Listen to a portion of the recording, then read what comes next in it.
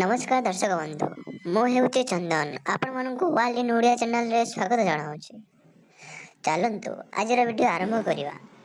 आज वीडियो रे आपण मानक मु एमती एक झील विषय कहवाक जाऊँगी जी कि आवश्यकता ठारू अधिक कष्ट सही से आ कहीं नुहति से होचंदी मरीना अब्रामोविच।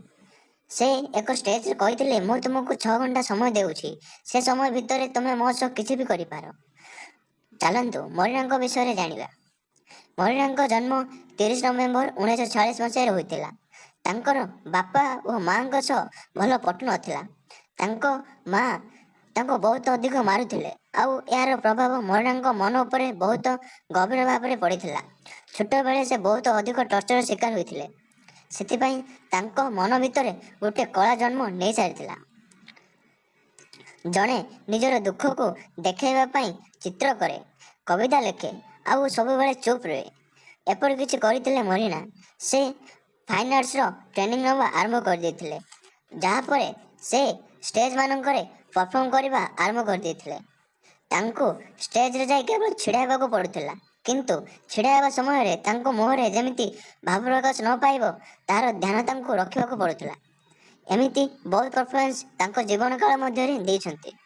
आज आमे जो परफॉर्मेंस विषय कथा कहू जाऊे ताला सबुठारु भयंकर और दुखदायक, जहाँकि इटली रे होइतिला 1974 मसीह। यही परफॉर्मेंस तांको कौन स्टेज दि जाई नथिला, किंतु तांको पाखरे कैमरामैन थिले आउ बहुत गुडी लोक माने थिले। यही परफॉर्मेंस समय रे तांको 6 घंटा पर्यंत गोटे स्थान रे स्थिर होई छिड़ाबा को पड़ुथिला।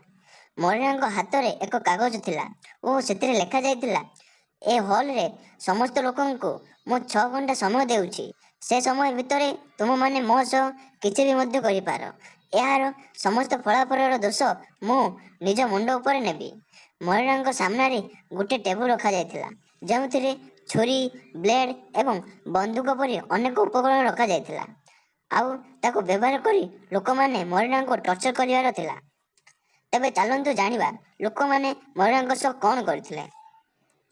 मरीना कही मते मनीष न भावी एक वस्तु रूप में भाव आउ यह भाविकी तुम्हें माने मो सह किछि भी मध्य करि पारो। तांकर परफॉर्मेंस राति 8टारू आरंभ करी राति 2टा पर्यंत चलीथिला। जेतेबेले समय 8टा होइतिला मरीना आसी छिड़ा होई गले। प्रथमे लोक माने तांको चारिपटे बोलिले, भाविले यांको सह कोन करा जिवो। किछि समय पर किछि महिला लोक माने तांको उठेई फोफाड़ी लागिले। तापरे लोक माने टेबुल आड़ को गले, जहाँ ऊपर टर्चर कर सब किछि सामग्री उपलब्ध थिला। प्रथमे किछि लोक तांको गोटे चेयर रे बांधी देइथिले। सेमानंक मध्यरु जणे मरीना बेकरे ब्लेड मारिथिले आउ जणे व्यक्ति मरीना हाथ रे बंदूक देई निज बेकरे लगेबाकू कहिथिले। तापरे एमिति एक व्यक्ति आछिथिले जे कि मरीना समस्त वस्त्र खोली देइथिले एवं तापरे से मरीना गुप्त अंग को छुईबा को लागिथिले। एते सब हेला परे मध्य लोकमानंक मन रे भरी नथिला। लोक माने 6 घंटा पर्यंत मरीना शरीर को टर्चर करथिले। 6 घंटा पर्यंत लोक मानक द्वारा जा किछि भी हेई पारुथिला सेमाने मरीना सह करिथिले। एमिति राति 2टा पर्यंत चलिला। तापरे मरीना चलिबा को लागिले एवं से समस्त लोकंक पाखकू जाइथिले जो माने तांको टर्चर करथिले। तापरे पानी ढालिथिले, तांको देह रे कंटा फुटेइथिले कि ताको निवस्त्र करथिले। से सेमानंक आगरे जाई छिड़ा होई गले ओ सेमानंक आखि को देखिबा को लागिले।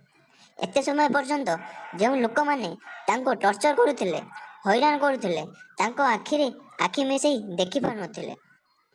से समस्ते लज्जित थिले।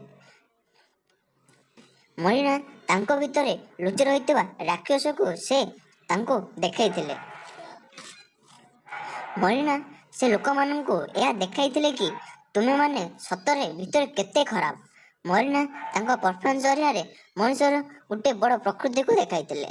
लोक माने जेबे तुमको असहाय देखंती सेमाने तुमको कष्ट देबा पई कोनोसी चेष्टा को भी छाड़ंती नाही। जदि कोनोसी व्यक्ति कमजोर थाए एवं ता पाखरे लड़िबार क्षमता न थाए ତେବେ ଲୋକମାନେ ତାକୁ ଏକ ବସ୍ତୁ ରୂପରେ ଭାବି ନିଅନ୍ତି ଏବଂ ତାପରେ ଅତ୍ୟାଚାର ଆଉ ଟର୍ଚର ମଧ୍ୟ କରିଥାନ୍ତି।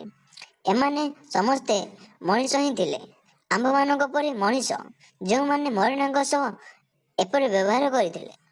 କାରଣ ଆମ ସମସ୍ତଙ୍କ ଭିତରେ ଗୋଟିଏ ଏମିତି ଜାଗା ଅଛି ଯେଉଁଠି ଏକ ରାକ୍ଷସ ଲୁଚି ବସିଥାଏ। ଉଦାହରଣ ସ୍ୱରୂପ, ଝିଅଙ୍କ ପ୍ରତି ଅସଦାଚରଣ ଦେଖାଇବା, ରେପିଷ୍ଟ, କ୍ରିମିନାଲ ଆକ୍ସିଡେଣ୍ଟରେ ଅସହାୟର ସହାୟତା କରିବା ପରିବର୍ତ୍ତେ ତାହାର ଭିଡ଼ିଓ ବନାଇବା।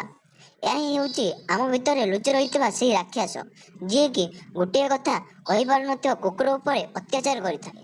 କ୍ଷମା କରିବେ, ମୋର ଉଦ୍ଦେଶ୍ୟ କେବଳ ଆପଣମାନଙ୍କୁ ଆମମାନଙ୍କ ଭିତରେ ଲୁଚି ରହିଥିବା ରାକ୍ଷସକୁ ଦେଖାଇବା। ମରିନାଙ୍କ ପରଫର୍ମାନ୍ସ ଆମକୁ ଏହା ଶିଖାଏ ଯେ ଗୋଟିଏ ମଣିଷ ରୂପରେ ଆମ ଭିତରେ କିପରି ସୁଧାର ଆଣିପାରିବା। ଯଦି ଭିଡ଼ିଓଟିକୁ ପସନ୍ଦ ଆସିଥାଏ ତାହେଲେ ଭିଡ଼ିଓଟିକୁ ସେୟାର କରିବାକୁ ଜମା ବି ଭୁଲିବେନି। ଆଉ ଆମ ଚ୍ୟାନେଲକୁ ସବସ୍କ୍ରାଇବ କରି ପାଖରେ ଥିବା ବେଲ୍ ଆଇକନଟିକୁ ପ୍ରେସ୍ କରିଦେବେ। ବେଲ୍ ଆଇକନଟିକୁ ପ୍ରେସ୍ କରିବା ଦ୍ୱାରା ଆମ ଚ୍ୟାନେଲର ସବୁ ଭିଡ଼ିଓ ସର୍ବପ୍ରଥମେ ଆପଣ ଦେଖିପାରିବେ। ଆପଣମାନେ ସମସ୍ତେ ଖୁସିରେ ରୁହନ୍ତୁ, ଏହା ହିଁ ମୋର କାମନା। ଜୟ ଜଗନ୍ନାଥ।